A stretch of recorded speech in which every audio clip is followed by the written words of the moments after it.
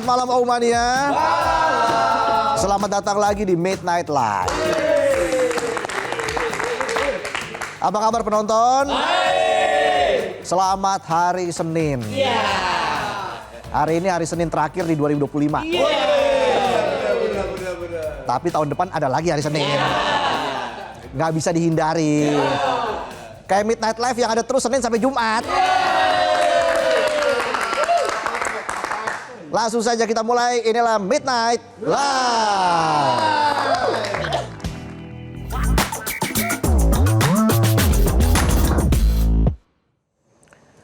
Berita malam ini kita bakal membahas aksi yang sukses bikin warga Indonesia marah dan naik darah. Aksi yang dilakukan buat cari sensasi tapi ternyata malah bikin emosi satu negeri. Jadi begini ceritanya begini. Dunia maya belakangan ini lagi ramai dan panas gara-gara aksi provokatif seorang warga negara Inggris bernama Tia Emma Billinger atau yang lebih dikenal dengan nama Bonnie Blue. Blue-nya kayaknya dari kata ngablu.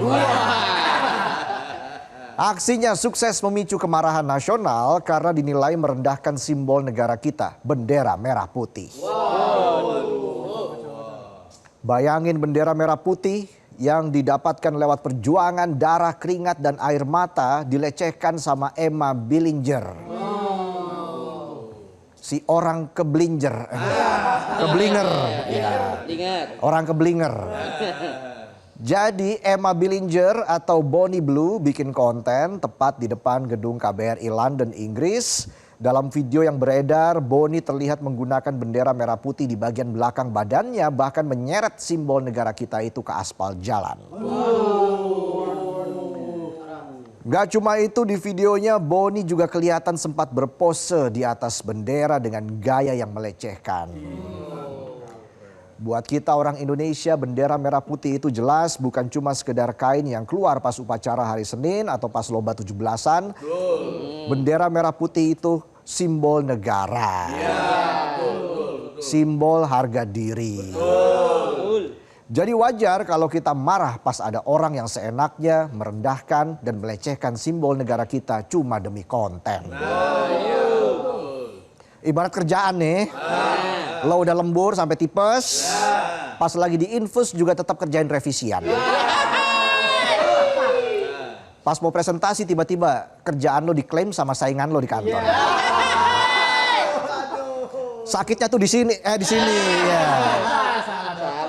Aksi ini diduga dilakukan Bonnie sebagai bentuk protes atau aksi balas dendam setelah dirinya dideportasi dari Indonesia karena menyalahgunakan izin tinggal atau melakukan pelanggaran visa. Nah ini lucu, ibarat orang jatuh karena kepleset kulit pisang. Yang kena marah yang jual durian. Kan kasihan yang jual duku. Yang jual duku kan pengen juga dinotis. Ya pokoknya dari awal udah salah.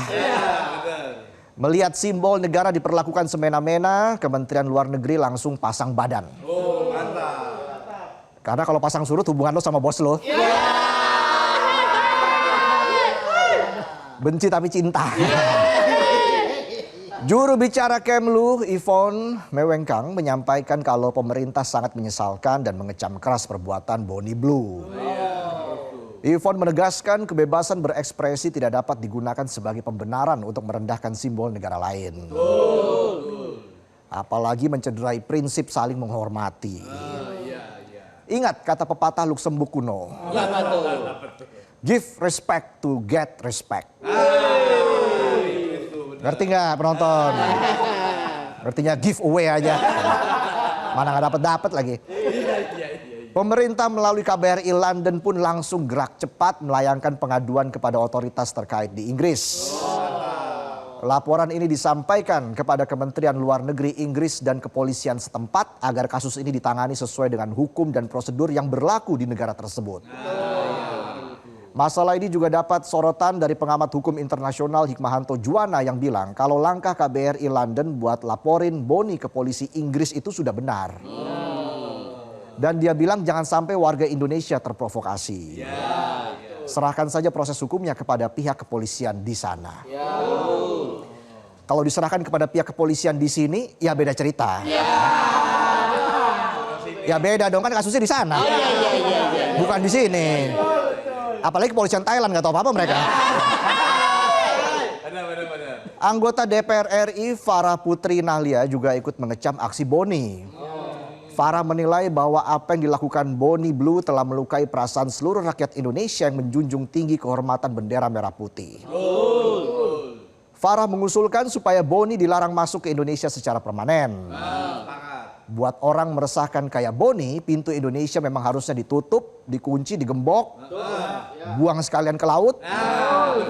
Kuncinya, kalau Boninya mau ikut ke laut ya nggak apa-apa. Sementara itu Duta Besar Indonesia untuk Inggris, Desra Percaya bilang kalau pihak Kementerian Luar Negeri Inggris sudah menyampaikan permohonan maaf. Mereka juga memastikan kalau kasus ini lagi ditangani secara serius.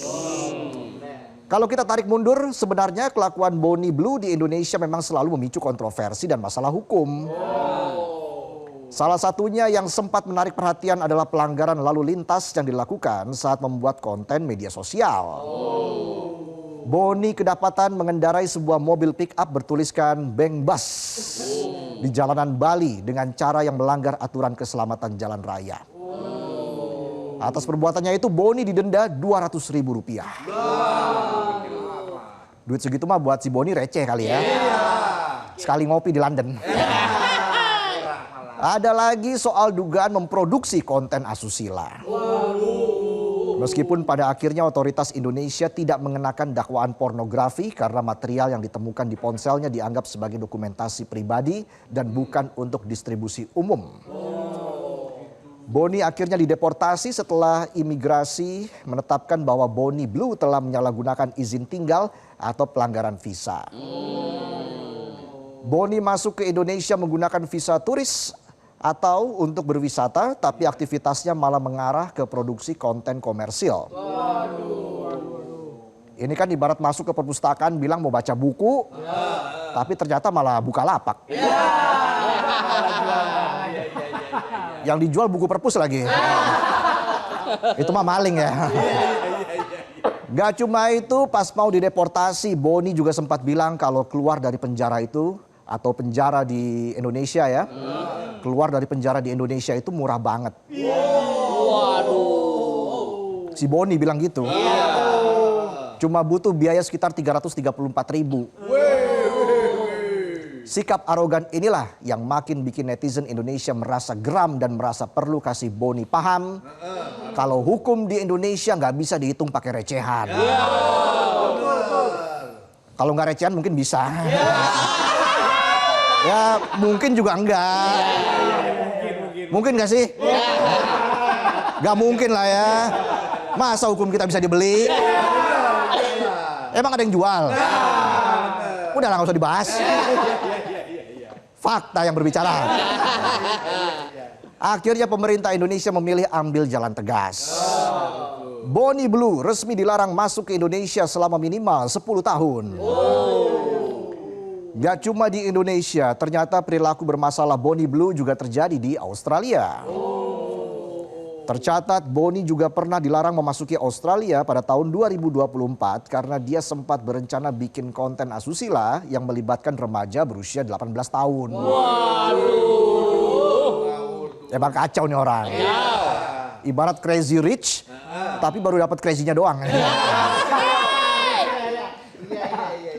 Boni Blue mungkin memang ingin dikenal dunia lewat konten-konten kosong.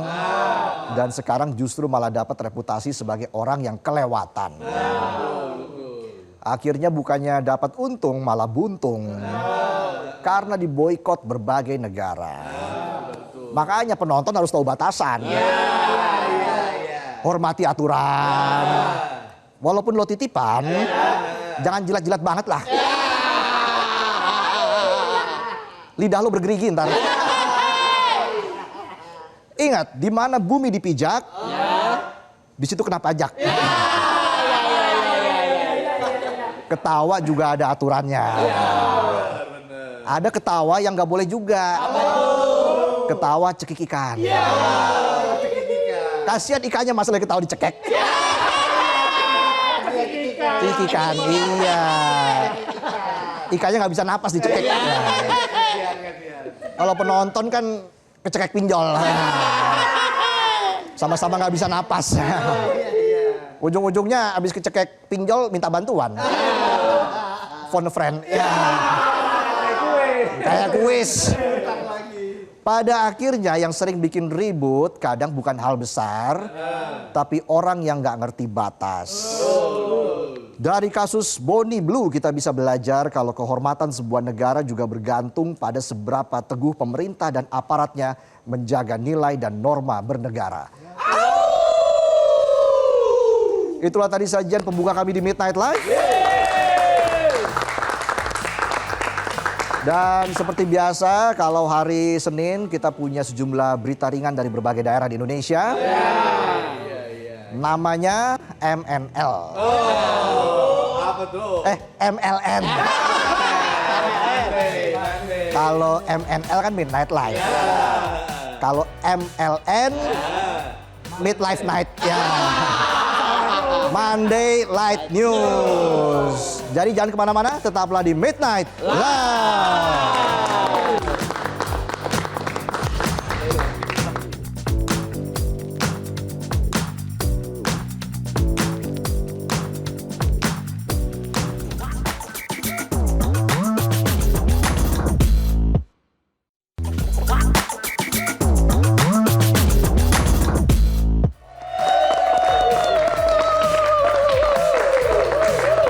Kembali lagi di Midnight Live. Mania mana suaranya? Kali ini kita punya informasi soal liburan. Buat penonton yang lemburan. Seperti biasa kalau hari Senin kita ada berita ringan dari berbagai daerah. Berita tersebut kami rangkum dalam Monday Light News berikut ini.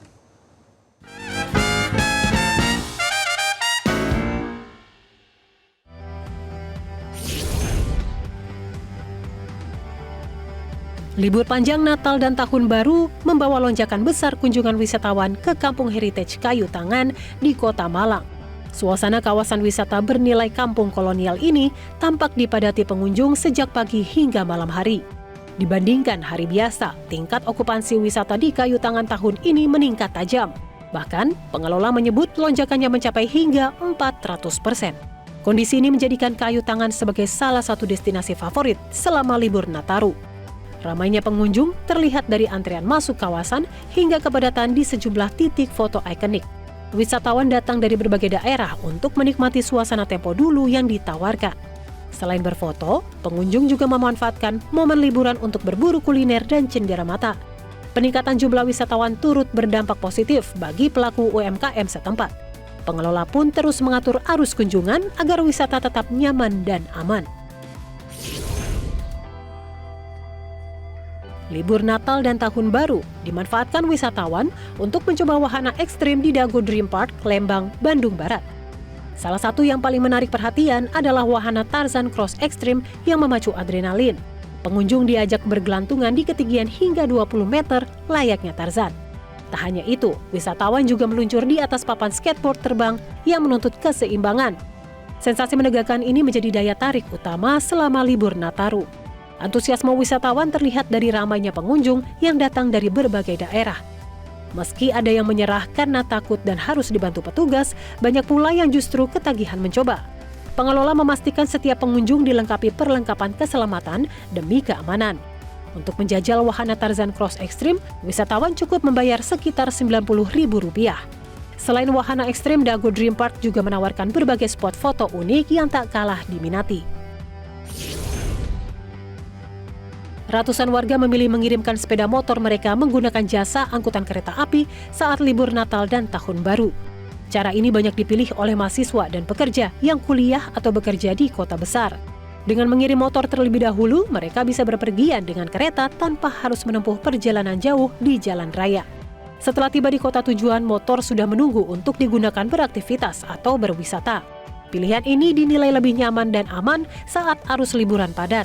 Di sejumlah stasiun, jumlah pengiriman motor saat Nataru meningkat tajam dibanding hari biasa.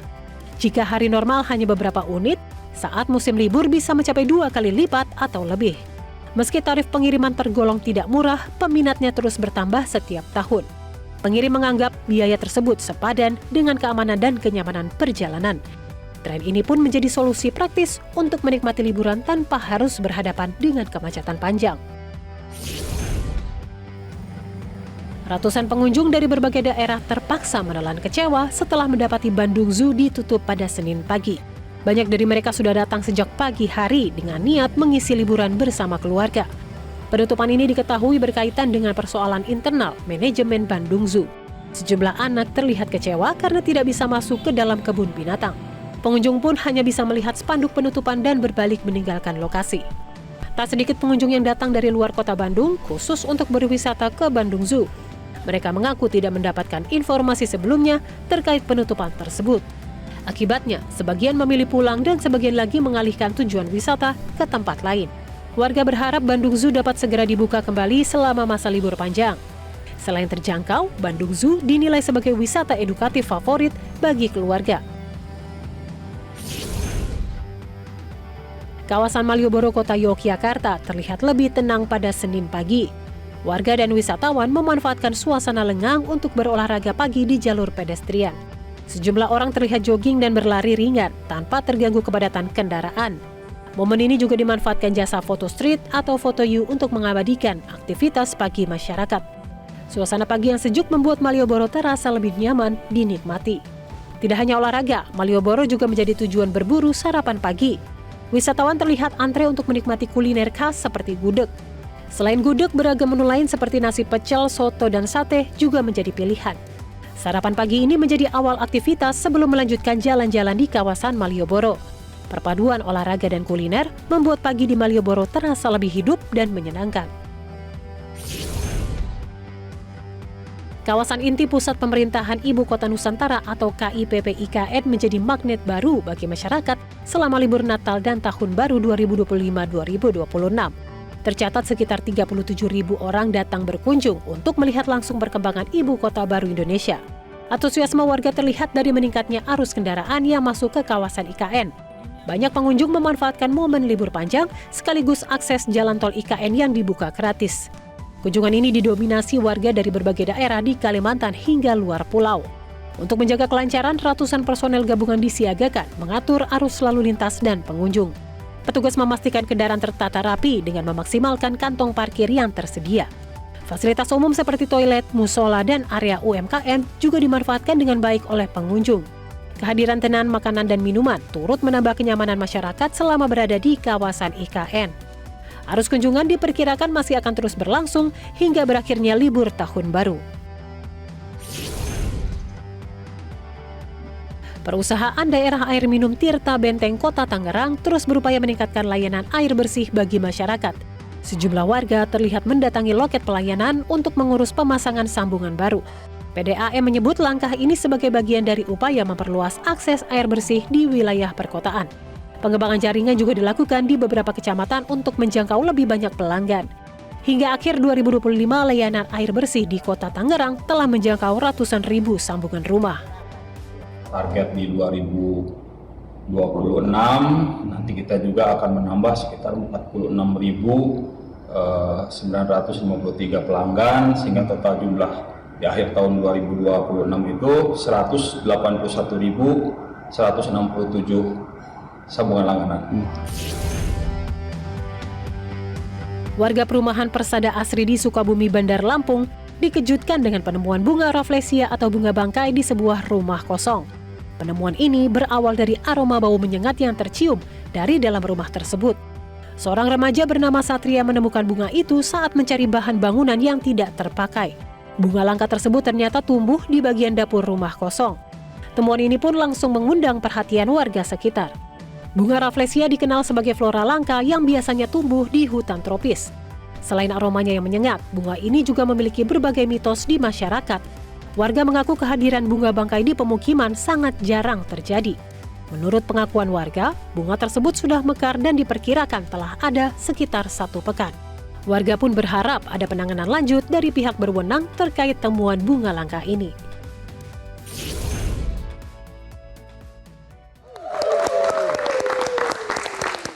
Itu tadi informasi dari Monday Light News. Gimana, penonton udah siap liburan belum? Udah siap traveling ya? Lihat pesawat terbang di atas rumah aja udah happy ya? Penonton nggak bisa bahagiain semua orang. Karena penonton bukan tiket pesawat. Paling juga liburan rebahan. Nah, bagi Anda yang masih bingung mau liburan kemana saat ini, bagi yang baru singgah di Yogyakarta bisa mencoba konsep wisata glamping. Dengan bermalam di pinggir pantai, di Pantai Ngelolang, Kabupaten Gunung Kidul, Yogyakarta. Bukan hanya seru, tapi wisatawan dapat menikmati pengalaman senja hari mulai malam ya, hingga melihat sunrise di pagi harinya. Berikut liputan Erwin Hidayat dari Gunung Kidul, Yogyakarta. Berikut ini.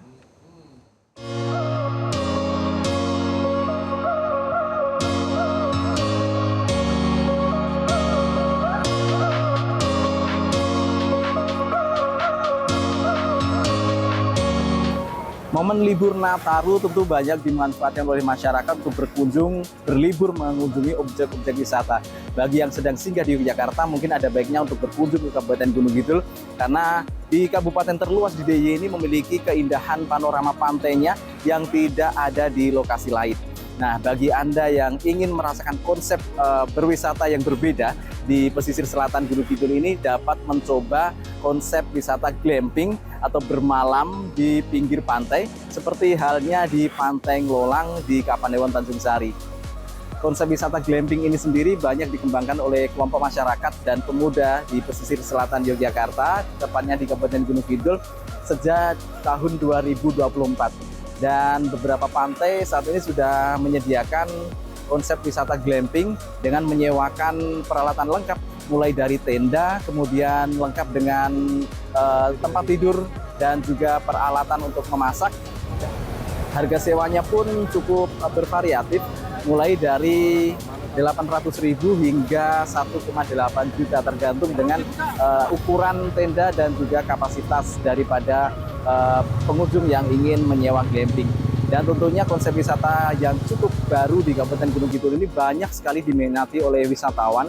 Jadi kita awalnya spekulasi aja untuk konsep seperti ini. Alhamdulillah banyak peminatnya juga. Responnya dari wisatawan seperti apa, Mas? Ya banyak yang tertarik juga untuk konsep seperti ini, banyak yang tertarik.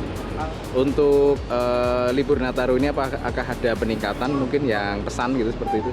Untuk peningkatannya jelas ada karena paket-paket seperti ini terbatas banget dan peminatnya juga semakin naik. Dan karena di sini juga minim lokasi, jadi hanya paket-paket terbatas saja yang tersedia.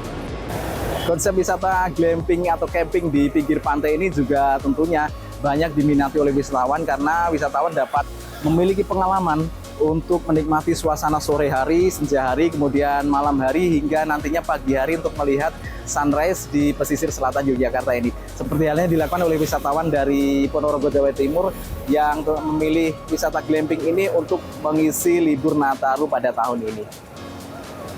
Ngelolang ini kan di pinggir pantai. Kalau dulu kita pernah di pegunungan di daerah Melongkrang sana. Kalau ini kita ingin merasakan glamping kita di pinggir pantai. Jadi biar suasananya beda gitu. Bisa merasakan suasana laut nanti di malam hari bersama keluarga.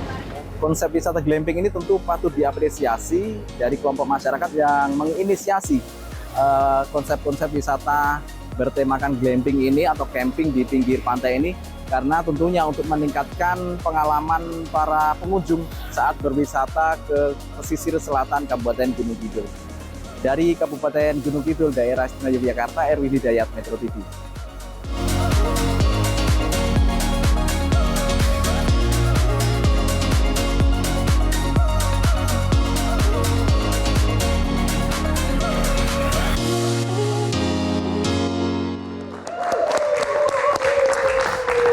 Oke, kita jeda dulu karena kasihan penonton nonton liburan terus ya. Pengen liburan tapi nggak bisa. Sama aja kayak saya. Kita jeda dulu, kami akan kembali saat lagi, tetaplah di Midnight Live.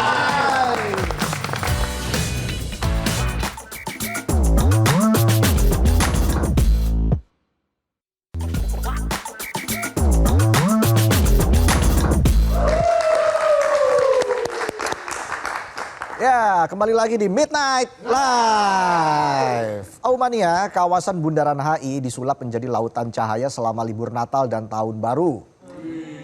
Jakarta Light Festival hadir meramaikan perayaan Natal dan Tahun Baru sekaligus menjadi ruang hiburan gratis bagi masyarakat.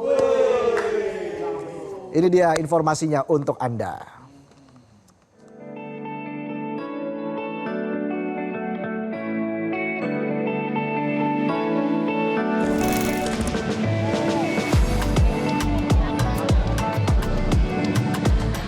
Berbeda dari ibu kota Jakarta karena saat ini tengah digelar Jakarta Light Festival. Nah, ini dia pemirsa, jadi seluruh warga Jakarta dan warga luar Jakarta melihat begitu indahnya instalasi yang ada di kawasan Bundaran HI dan juga ornamen Natal untuk menyambut begitu libur Natal dan Tahun Baru. Dan seperti apa Jakarta Light Festival? Berikut liputannya. Berbagai instalasi lampu warna-warni menghiasi kawasan Bundaran HI, mulai dari terowongan cahaya, ornamen tematik Natal, hingga dekorasi artistik menjadi daya tarik utama bagi pengunjung. Jakarta Light Festival menjadi ruang hiburan gratis bagi masyarakat. Tak hanya warga Jakarta, pengunjung dari luar daerah pun terlihat antusias datang bersama keluarga dan kerabat.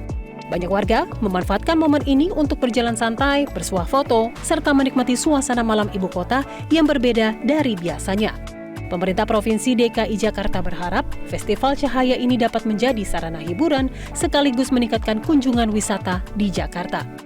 Selama penyelenggaraan, petugas gabungan dari kepolisian, dinas perhubungan, serta Satpol PP disiagakan. Pengaturan lalu lintas dan pengamanan dilakukan demi kenyamanan pengunjung. Masyarakat diimbau menggunakan transportasi umum seperti MRT dan Transjakarta untuk menghindari kepadatan kendaraan. Sejumlah masyarakat menyampaikan apresiasi atas gelaran Jakarta Festival Light yang memberikan hiburan dalam momen libur Natal dan Tahun Baru. Kak Gea, kakak emang datang ke sini pengen lihat Jakarta Light Festival? Iya, betul. Dari tanggal 26 udah ada rencana mau ke sini, tapi baru kesampaian di tanggal 27 ini. Oke. Mumpung hari terakhir. Mumpung hari terakhir ya kak ya. Kakak suka kak sama dekorasinya? Suka banget, Kak. Apalagi kan ini Natal ya, perayaan. Jarang-jarang banget dari tahun ke tahun Jakarta semeriah ini. Hari ini sama kemarin-kemarin rame banget sih emang. Cuman baru kali ini ngerasain vibes Natal ya di tengah kota. Karena kan tahun sebelumnya nggak ada. Jadi kayaknya kita bisa ngerasain happy, nggak hanya yang raya Natal, tapi semua orang bisa ngerasa happy sih sama adanya Light Festival ini. Di lokasi Jakarta Light Festival juga tersedia scan QR donasi. Donasi ini diperuntukkan bagi warga Jakarta yang ingin membantu saudara-saudara di Sumatera yang terdampak bencana. Pemerintah Provinsi DKI Jakarta mengajak masyarakat untuk berpartisipasi menunjukkan semangat kepedulian dan solidaritas. Jakarta Lights Festival menjadi salah satu pilihan warga untuk mengisi libur Natal dan Tahun Baru. Dari Jakarta, Bianca Sumendap, Suari Tiasa, Metro TV.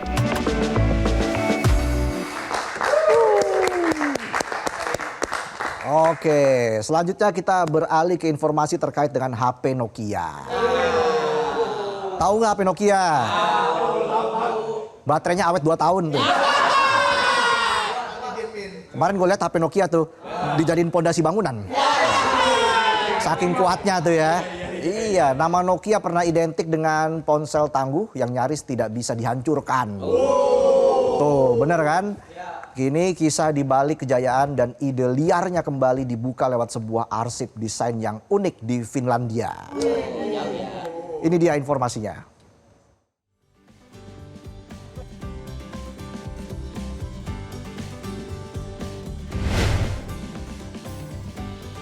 Di kedalaman Aalto University, Finlandia, tersimpan sebuah kapsul waktu dunia teknologi. Di sanalah arsip desain Nokia kini berada dan mulai dibuka untuk publik. Arsip ini merekam perjalanan kreatif perusahaan yang pernah menguasai industri ponsel global. Bukan hanya produk jadi, tapi juga ide mentah dan konsep eksperimental. Semua menunjukkan bagaimana Nokia berpikir jauh melampaui zamannya. Arsip ini berisi lebih dari 2 dekade proses desain Nokia. Mulai dari pertengahan 90-an hingga tahun 2017, jejak inovasi dikumpulkan dengan rapi. Peneliti Aalto University mendapatkan akses penuh ke dokumen tersebut. Isinya mencakup lebih dari 20.000 item fisik dan hampir 1.000 GB data digital. Jumlah itu menjadikannya salah satu arsip desain teknologi terbesar di dunia. Menurut desainer sekaligus peneliti Lu Chen, kebiasaan mengarsip sudah dimulai sejak era kejayaan Nokia. Para desainer kala itu rutin menyimpan prototipe, sketsa, dan korespondensi internal. Semua proses kerja didokumentasikan secara detail. Hal ini jarang dilakukan perusahaan teknologi lain pada masa itu. Kini kebiasaan tersebut menjadi harta karun sejarah. Arsip Nokia akhirnya jatuh ke tangan Aalto University setelah Microsoft menghentikan bisnis ponsel bermerek Nokia. Akuisisi arsip dilakukan pada tahun lalu. Sejak saat itu, tim peneliti mulai mengkaji dan menatanya kembali. Arsip ini tidak hanya menyimpan benda, tetapi juga cerita di baliknya. Cerita tentang ambisi, kegagalan, dan keberanian bereksperimen. The designers decided to start documenting their working process, working practices to show how the position of design in the bigger corporations. And then they start archiving their work. And the prototypes, the documents, the correspondence between colleagues, and I think that's the actual origin story of the archive. We have prototypes, different type of prototypes, material samples, form models,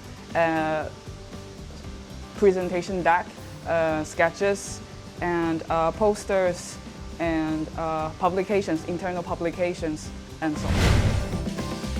Nama Nokia sendiri punya sejarah panjang sebelum dikenal sebagai raksasa teknologi. Perusahaan ini berdiri pada 1865 sebagai pabrik kertas dan sepatu bot karet.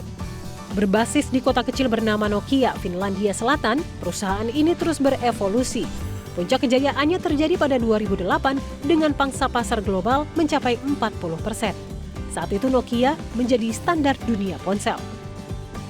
Ponsel Nokia begitu populer hingga nada dering bawaannya disebut-sebut dikenali burung.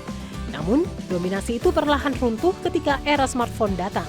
Persaingan ketat dengan Apple dan produsen Asia mulai terasa. Nokia dinilai terlambat membaca tren layar sentuh. Sejumlah produk gagal menggait pasar dan menggerus posisinya. Meski begitu, arsip ini menunjukkan sisi lain Nokia yang jarang diketahui. Banyak konsep futuristik ternyata sudah dipikirkan jauh-jauh hari. Salah satunya proyek Imageware yang membayangkan perangkat wearable seperti kalung dan jam. Ada pula konsep Morph yang mengeksplorasi nanoteknologi dan perangkat fleksibel. Ide-ide ini menjadi cikal bakal teknologi masa kini. Arsip ini juga membuat desain ikonik yang dicintai banyak orang. Ponsel legendaris Nokia 3310 dan 810 atau banana phone dari film The Matrix termasuk di dalamnya. Bahkan ada dokumentasi bagaimana Nokia memadukan teknologi dengan dunia fashion. Mereka pernah tampil di majalah Vogue dan film-film Hollywood. Pendekatan ini menunjukkan ponsel sebagai bagian gaya hidup. Anna Valtonen, mantan manajer desain Nokia, menyebut desain warna-warni kala itu sangat kontekstual. Menurutnya, ponsel seharusnya dipandang sebagai pakaian atau aksesori. Tidak semua orang harus memilih warna dan bentuk yang sama. Pendekatan ini terasa kontras dengan ponsel modern yang seragam. Namun, justru disitulah nilai pembelajarannya. The fact that they look so colorful to the eye today, you should maybe rather compare it to, something else that, clothes. You wouldn't have everyone dressing in exactly black polo necks or cars or apps for that matter. This was an era where there was a really big technology breakthrough, where a lot of development was happening in a really rapid process. It was really just quite fast moving at the time. And we're sort of in a similar situation now with a lot of new technology that we are approached with, but we don't quite know what it is yet. So I think in that sense it could be a really good set of material to learn from. Kini sebagian arsip Nokia dapat diakses melalui portal daring gratis. Lebih dari 700 entry sudah dipublikasikan untuk umum. Bagi peneliti, arsip ini bukan sekedar soal ponsel, ia menjadi cermin hubungan manusia dengan teknologi. Dari kejayaan hingga kejatuhan, Nokia meninggalkan pelajaran berharga bagi masa depan inovasi.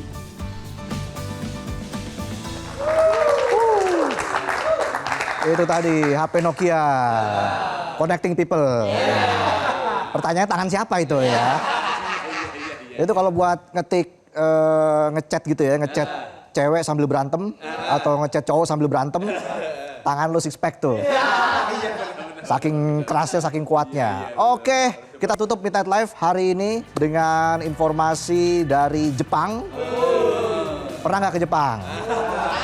Oh pernah ya, kayak saya dong ke Jepang. Kerja. 3 hari lagi tahun baru. Ya. Buat penonton yang belum ulang tahun, buruan ulang tahun ya. Kita jumpa lagi besok di Midnight Live. Saat ini saya sedang berada di area ski yang ada di Hokkaido, Jepang, tepatnya di Gunung Kaine, di mana ini adalah tempat ski yang pernah dijadikan lomba pada tahun 1970. Dan kalau misalkan Anda bisa lihat, ini di sekeliling saya, ini merupakan para pemain ski yang sedang bersiap, seperti yang di belakang saya, untuk bermain. Kaine Mountain menjadi salah satu destinasi ski paling populer di Sapporo. Saat musim salju tiba, kawasan ini dipadati warga lokal maupun wisatawan. Bagi masyarakat Hokkaido, ski bukan sekedar olahraga, namun sudah menjadi bagian dari gaya hidup musim dingin. Sejak pagi hari, banyak keluarga datang berbondong-bondong ke Kaine Mountain. Ada yang belajar ski dari awal, ada pula yang menikmati lintasan dengan pengalaman dan kecepatan mereka. Meski terlihat menyenangkan, bermain ski memerlukan perlengkapan yang lengkap dan aman, seperti helm, kacamata ski, seluncuran, sarung tangan, jaket tebal, serta sepatu khusus wajib digunakan. Perlengkapan ini bukan hanya melindungi diri kita dari dingin ekstrim, tetapi juga mencegah resiko saat terjatuh. Normalnya, warga di sini sudah memiliki outfit ski yang merupakan bagian dari fashion mereka. Namun, wisatawan bisa meminjam busana khusus ski mulai dari sepatu hingga papan luncur yang disediakan. Metro TV. Jelajahi cara baru mendapatkan informasi. Download Metro TV Extend sekarang.